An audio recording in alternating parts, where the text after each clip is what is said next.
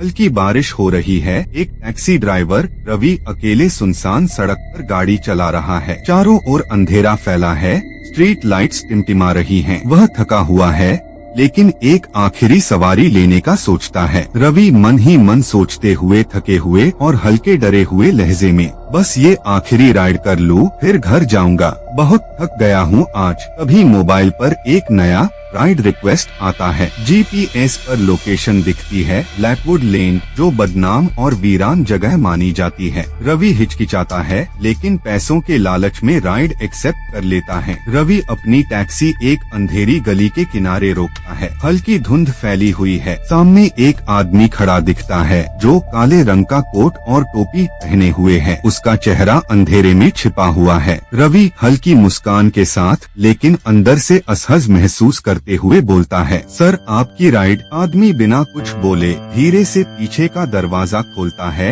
और टैक्सी में बैठ जाता है। रवि उसे रियर व्यू मिरर में देखने की कोशिश करता है, लेकिन उसका चेहरा साफ नहीं दिखता, बस उसकी गहरी आंखें हल्की रोशनी में चमकती हैं। रवि हिचकिचाते हुए, कहाँ जाना है सर? रहस्यमयी आदमी धीमी गहरी आवाज में, सीधा चलते जाओ, जहाँ कहूँगा वहाँ रोक देना। रवि को अंदर ही अंदर अजीब महसूस होता है। टैक्सी चलने लगती है।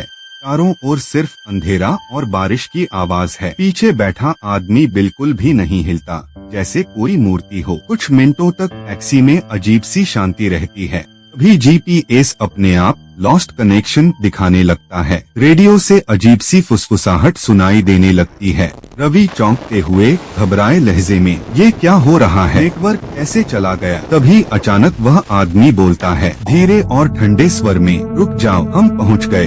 रवि टैक्सी रोकता है, बाहर देखता है।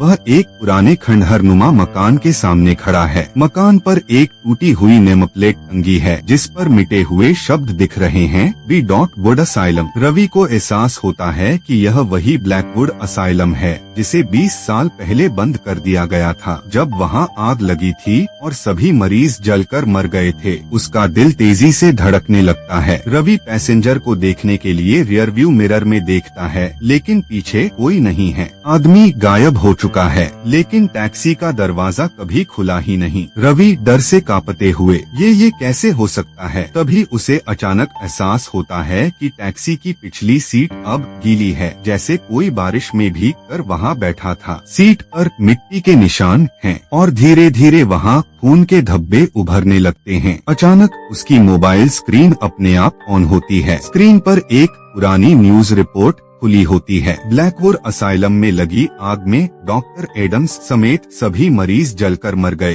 लेकिन कहा जाता है कि एक मरीज बच निकला था, जो अब भी वहाँ भटकता है। रवि जैसे ही न्यूज की पुरानी फोटो देखता है, उसका दिमाग सुन्न हो जाता है। उसमें वही आदमी दिख रहा है, काले कोट और टोपी में, वही जिसकी उसने अभी राइड बुक की थी। रवि का सिर चकराने लगता है। वह टैक्सी स्टार्ट कर भागने की कोशिश करता है, लेकिन गाड़ी का इंजन बंद हो जाता है। अचानक रियर व्यू मिरर में वही आदमी दिखता है, लेकिन इस बार उसका चेहरा जला हुआ, भयानक और खून से सना हुआ है। रहस्यमयी आदमी डरावनी फुसफुसाहट में, तूने गलत सवारी उठा ली रवि, अब तेरा सफर यही खत्म होगा। अचानक टैक्सी का शीशा अपने आप टूटने लगता है। सीट बेल्ट कसने लगती है, जैसे कोई उसे खींच रहा हो। रवि चीखता है, लेकिन टैक्सी अचानक जोर से झटके के साथ बंद हो जाती है। अगली सुबह पुलिस को वही टैक्सी सुनसान सड़क पर खड़ी मिलती है। अंदर ड्राइवर सीट खाली होती है। रवि गायब हो चुका होता है, लेकिन सीट पर एक पुरानी काली टोपी और एक जली हुई डॉक्टर की आईडी पड़ी होती है। जीपीएस स्क्रीन पर आखिरी लोकेशन फ्रीज हो चुकी है, ब्लैकवुड असाइलम। लेकिन जब पुलिस वहां पहुंचती है, तो वहां सिर्फ जले हुए खंडहर और राख मिलती है। तभी पुलिस का एक ऑफिसर मोबाइल उठाता है। रवि का आखिरी रिकॉर्ड किया हुआ मैसेज प्ले होता है। रवि घबराई हुई आवाज में आखिरी शब्दों में, मत जाना, ये आदमी नहीं है, ये अब भी जिंदा है। मैसेज कट जाता है और उसके बाद